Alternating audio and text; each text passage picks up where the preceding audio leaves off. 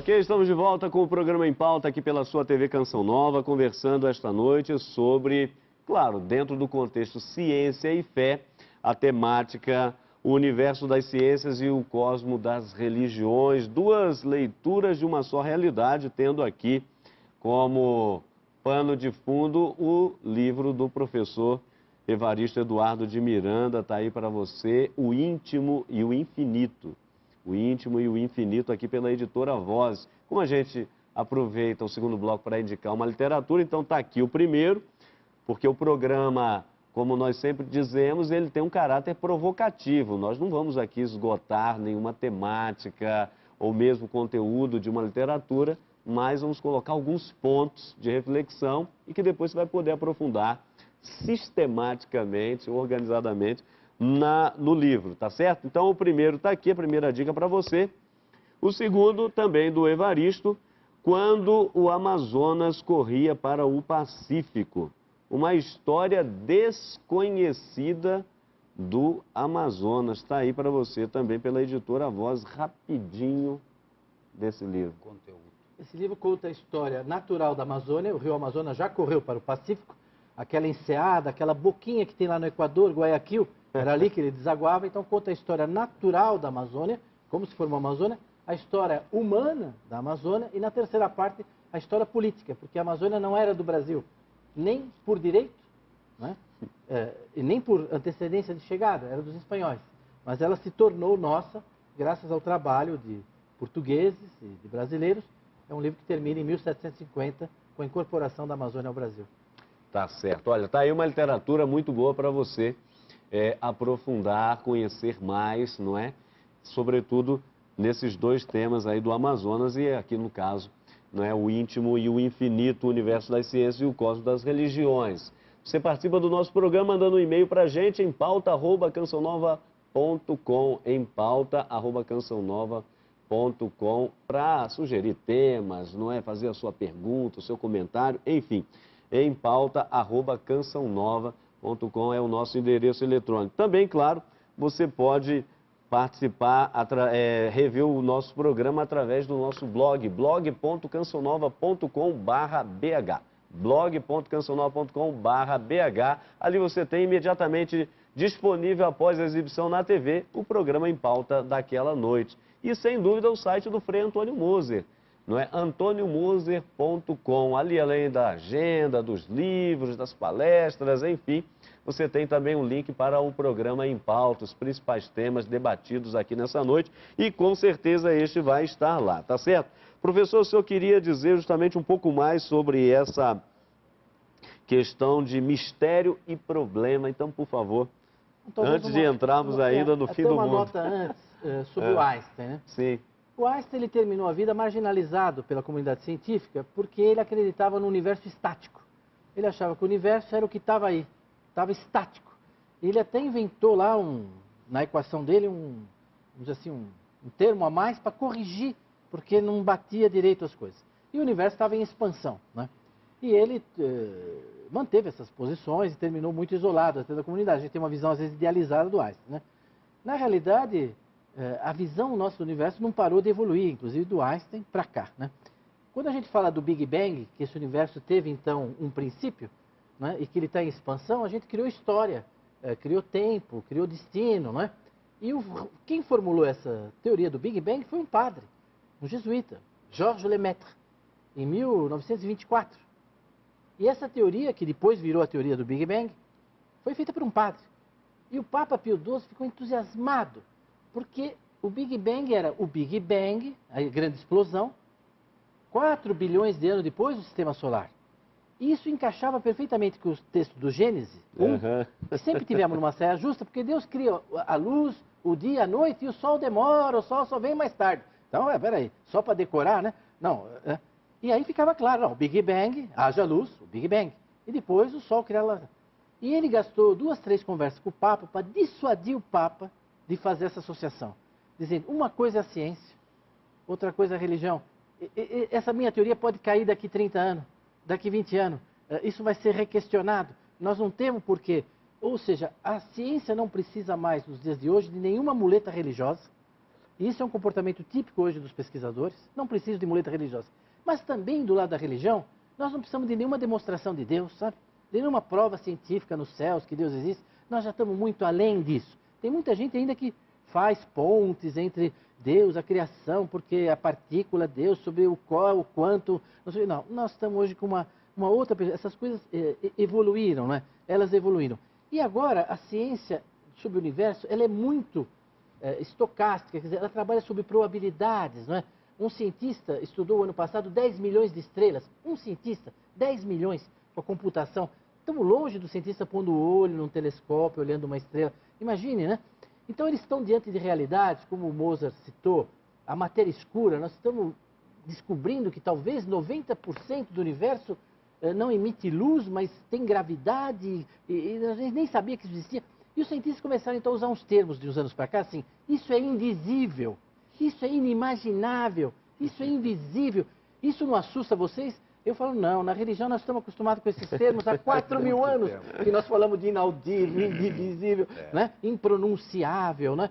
É interessante como muita ciência, na linguagem pelo menos, hoje está num campo que as religiões sempre andaram sem problema. Talvez num outro momento a gente comente sobre o mistério, o problema, mais no final. Certo. Inclusive nesse tocante à utilização do linguajar propriamente religioso no mundo das ciências, agora há pouco, cientistas americanos descobriram nas pesquisas aquilo que eles chamariam de a partícula de Deus.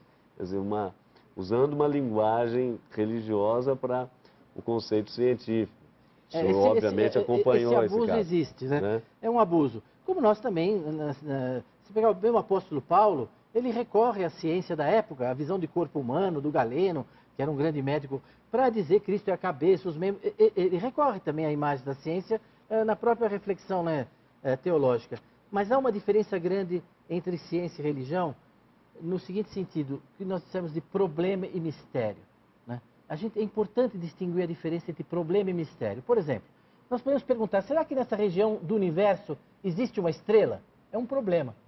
Nós vamos fazer pesquisa e descobrimos, existe uma estrela. Será que ela tem um sistema planetário? É um novo problema. Vamos fazer pesquisa, vamos descobrir, tem planetas. Será que os planetas são gasosos ou maciços? Isso são problemas, eles vão sendo resolvidos, aparecem outros e nós vamos avançando. O mistério, ele não é resolvido. Quando você se pergunta sobre a nossa origem, sobre o nosso destino, você pode dar respostas a isso. E voltar a dar respostas. E quanto mais você vive, novas respostas.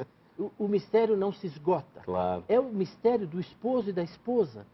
Eu estou com a minha esposa há quase 30 anos. Mas ainda não a conhece totalmente. Sempre conhecendo, sempre aprendendo.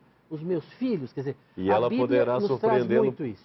E ela poderá surpreendê-lo positiva ou negativamente, pode. É fato. Nós temos que estar abertos ao mistério. A Igreja Católica tem toda a mistagogia. Nós acolhemos o mistério, não queremos penetrar nele, destruir, revelar, não.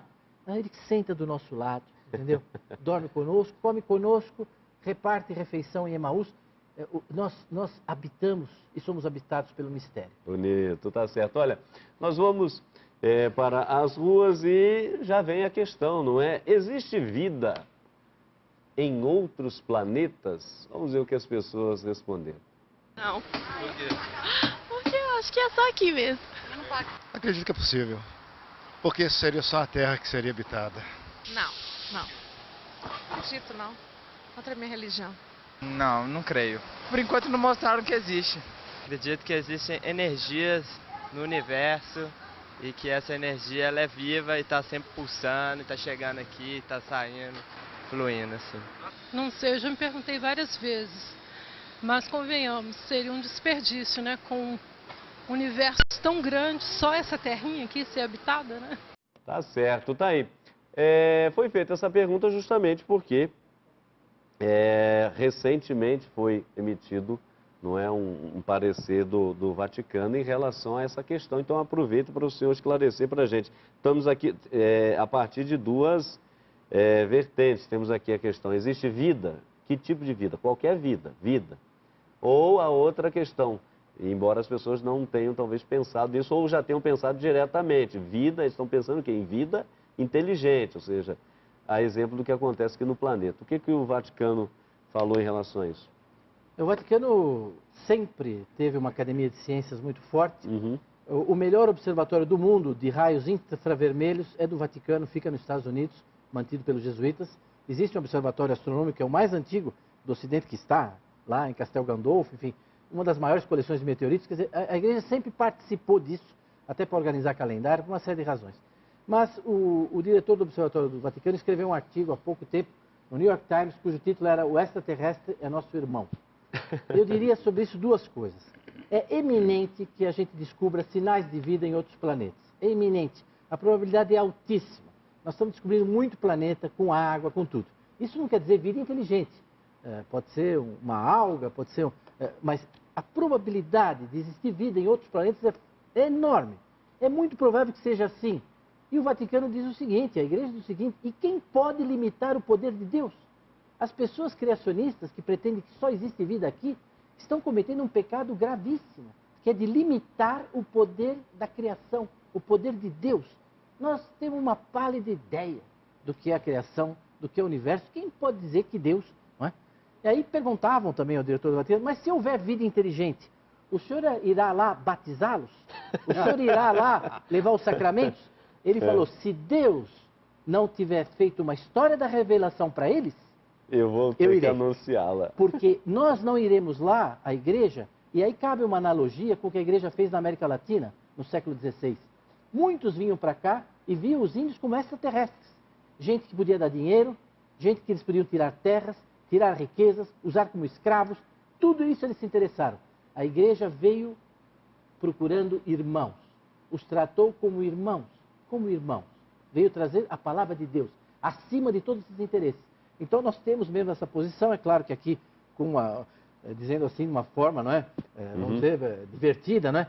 Mas é provável que a gente levaria, se a revelação não foi dada a eles por um outro caminho, se um dia a gente chegar nisso, porque o nosso isolamento é gigantesco em distância dessas coisas, né? Mas não, ninguém pode limitar o poder de Deus, e muito menos nós, com a nossa pequena ciência, ter essa pretensão. Não é? Mas é interessante, Frei Moço, porque muita gente se pergunta, ou se questiona, não, mas se tem vida lá inteligente, mais inteligente que a gente, vão nos dominar, vão nos casar. Essa história meio de extraterrestres, esses filmes hollywoodianos e assim por diante. E depois ainda pergunto, será que o Filho de Deus se encarnou só nessa terra? Valeu a salvação para lá também ou não valeu? Né? São perguntas que nós deixaremos para gerações futuras, embora essa da vida eu acho fundamental. Inclusive mesmo a gente hoje, de inteligência tão limitada, mesmo no campo das ciências, que se pergunta se o óvulo fecundado é vivo ou não. Claro que é vivo. Agora, se é inteligente, aí é outra coisa, se é um desdobramento ou não. Mas não há dúvida nenhuma de que é vivo, é uma vida. Muito bem. Agora eu gostei muito de uma observação, mas nem todo mundo vai concordar que a igreja veio para cá para pegar os índios como irmãos. É verdade até certo ponto, né, professor? Claro. Porque também ali entra. A igreja veio com esse objetivo. Agora, houve setores da igreja que também tiveram escravos, inclusive nós franciscanos também tivemos. Tá? Imagina, né? Quer dizer, em outras palavras, isso é apenas para fazer vamos dizer assim, o comentário de que nós não estamos aqui querendo, vamos dizer assim, deificar a igreja. Não, a igreja é encarnada, ela procura, a religião é uma busca. Ninguém tem a resposta para esse tipo de problema do ponto de vista teológico. O que é a teologia? É uma ciência que busca. Filosofia também, ela não tem as respostas prontas. E gostei muito das observações de um outro programa seu, no qual dizia isso praticamente, que Jesus não responde, ele pergunta, ele interroga. Então a nossa missão é exatamente essa. E sobre o universo, nós nunca vamos ter uma resposta cabal. Mas aqui vem uma questão, Frei Moço, por isso justamente, quando a gente fala, sair do planeta, encontrar vida em outros lugares, quer seja vida propriamente dita ou vida inteligente, mas o sair, ele é muito importante, né? Sair não significa não somente sair do planeta, mas sair de si mesmo, sair dos seus conceitos, preconceitos, ideias que já não cabem mais, não é? Sem ser é contrário à verdade que dá norte a todas as coisas. Eu acho exatamente isso. Esse momento que nós vivemos é um momento denso, grávido, de provocações, para nós percebermos as nossas limitações. E, por outro lado, vamos dizer, o projeto de Deus de que o ser humano seja sempre inquieto, como diz Santo Agostinho, enquanto não repousar em Deus, estaremos sempre inquietos. Isso é um bom sinal. Quando a igreja se estabelece, se assenta, as religiões, então nós estamos num momento de decadência. Quando elas estão em movimento, se questionando, e esse momento é um momento de muito questionamento, então nós estamos realmente no bom caminho. Tá certo. O senhor ia comentar, sim, por favor? Eu ia comentar que logo em 1534, quem tem internet pode procurar uma bula do Papa que chama Sublimes Deus. Essa bula é considerada a primeira declaração universal dos direitos do homem e também a primeira vez que verdadeiramente o Papa falou urbi et orbi. Ele falou acima de governos na defesa dos índios, na defesa dos índios. E ele diz, eu estou sabendo o que está acontecendo, estou sabendo dos erros, estou sabendo do que estão sofrendo os meus missionários. Os índios têm razão, têm direito à liberdade, têm direito às propriedades, tudo que foi tomado deles é roubo, deve ser devolvido. Essa defesa, que é estudada nos cursos de direito, uma outra declaração em defesa dos índios, dos homens, assim nesse sentido humanístico, levamos 3 séculos. Durante 3 séculos só havia essa declaração da Igreja Católica, do Papa Paulo III. O Papa começou meio torto, assim, e que terminou de uma maneira pelo Espírito Santo, né? Vale a leitura, viu, para quem procurar na internet, porque ele diz o seguinte, que desalmados são os que estão lá escravizando. Tá certo. Nós vamos para mais um intervalo e você não saia daí que já já estaremos de volta para o nosso terceiro e último bloco.